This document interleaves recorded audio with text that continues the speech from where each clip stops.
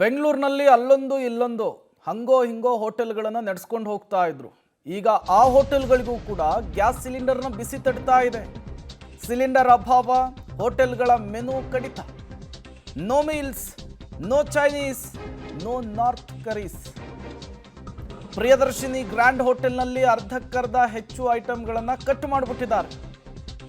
ದೋಸೆ ಬೇಕಾ, ನಿಗದಿತ ಟೈಮಿಗೆ ಬರಬೇಕು, ದೋಸೆ ತಿನ್ನಬೇಕು. ಸಿಕ್ ಟೈಮಿಗೆ ಹೋದ್ರೆಲ್ಲ ದೋಸೆ ಸಿಗಲ್ಲ.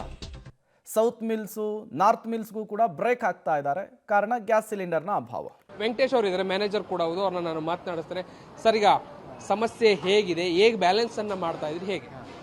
ಸರ್, ಸಮಸ್ಯೆ ಎಲ್ಲರಿಗೂ ಬಂದಿದೆ. ಇವಾಗ ನಾವು ಏನಂದರೆ ಸ್ವಲ್ಪ ಪ್ಲ್ಯಾನ್ ಮಾಡಿಕೊಂಡು ಗ್ಯಾಸ್ ಕಡಿಮೆ ಬಳಸ್ಕೊಂಡು ಆಲ್ಟರ್ನೇಟ್ ಇಂಡಕ್ಷನ್ ಸ್ಟವ್, ಆಮೇಲೆ ಬಿಸಿ ಮಾಡಲಿಕ್ಕೆಲ್ಲ ಕಾಯಿಲು, ಆಮೇಲೆ ಸೀಮೆಣ್ಣೆ ಒಲೆ, ಈ ಥರ ಏನೇನು ಆಲ್ಟರ್ನೇಟ್ ಸಿಗ್ತಾ ಇದೆಯೋ ಅದನ್ನು ಬಳಸ್ಕೊಂಡು ಹೋಟ್ಲು ನಡೆಸ್ತಾ ಇದ್ದೀವಿ. ಮೆನು ವಿಚಾರ ಹೇಗಿದೆ ಸರ್? ಕಟ್ ಆಫ್ ಆಗಿರುವಂಥ ಮೆನು ಯಾವೆಲ್ಲ ಐಟಮ್ಗಳನ್ನು ಕಟ್ ಆಫ್ ಮಾಡಿದ್ದೀವಿ?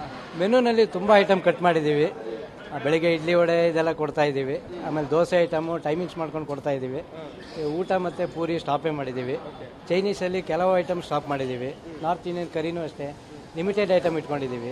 ಮೀಲ್ಸ್ ಸಾಮಾನ್ಯವಾಗಿ ನಿಮ್ಮಲ್ಲಿ ಬಹಳ ಫೇಮಸ್ ಮೀಲ್ಸೇ ಫೇಮಸ್ ಆಗಿತ್ತು. ಈಗ ಕಂಪ್ಲೀಟ್ ಮೀಲ್ಸ್ ಕಟ್ ಮಾಡಿದ್ದೀರಾ? South Indian, north Indian? South Indian, north Indian ಎಲ್ಲ ಮೀಲ್ಸ್ ಸ್ಟಾಪ್ ಮಾಡಿದ್ದೀವಿ. ಸದ್ಯಕ್ಕೆ ಅನ್ನ ಸಾಂಬಾರು ಕೊಡ್ತಾ ಇದ್ದೀವಿ.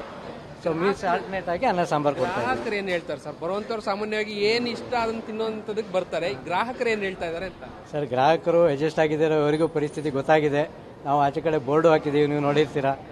ನಮ್ಮಲ್ಲಿ ತಾತ್ಕಾಲಿಕವಾಗಿ ಲಿಮಿಟೆಡ್ ಐಟಮ್ ಸಿಗ್ತಾ ಇದೆ ಅಂತ ಬೋರ್ಡು ಹಾಕಿದ್ದೀವಿ. ಅವರು ಅದನ್ನು ಒಪ್ಕೊಂಡಿದ್ದಾರೆ. ಬಟ್ ನಮ್ಮಲ್ಲಿ ಕ್ವಾಲಿಟಿ ಯಾವುದೇ ಕಾಂಪ್ರಮೈಸ್ ಆಗದೇನೆ ಆ ಐಟಮ್ ಕೊಡ್ತಾ ಇದ್ದೀವಿ. ಕೊಡೋ ಐಟಮು ಚೆನ್ನಾಗಿ ಕೊಡ್ತಾ ಇದ್ದೀವಿ. ಹಾಗಾಗಿ ಅವರು ಖುಷಿಯಿಂದ. ಗ್ಯಾಸ್ ಸಿಲಿಂಡರ್ನ ಅಭಾವ ಬೆಂಗಳೂರಿನಲ್ಲಿ 3ನೇ ವಾರಕ್ಕೆ ಕಾಲಿಟ್ಟಿರುವಂತಹದ್ದು. ಮತ್ತಷ್ಟು ಹೋಟೆಲ್ಗಳಿಗೆ ಇದರ ಬಿಸಿ ತಡ್ತಾ ಇದೆ. ಈಗ ಕೇಂದ್ರ ಸರ್ಕಾರ ಕೂಡ ಇದರ ಸಮಸ್ಯೆಯನ್ನು ಸರಿದೂಗಿಸುವಂತಹ ನಿಟ್ಟಿನಲ್ಲಿ ಕ್ರಮಕ್ಕೆ ಮುಂದಾಗಿದೆ.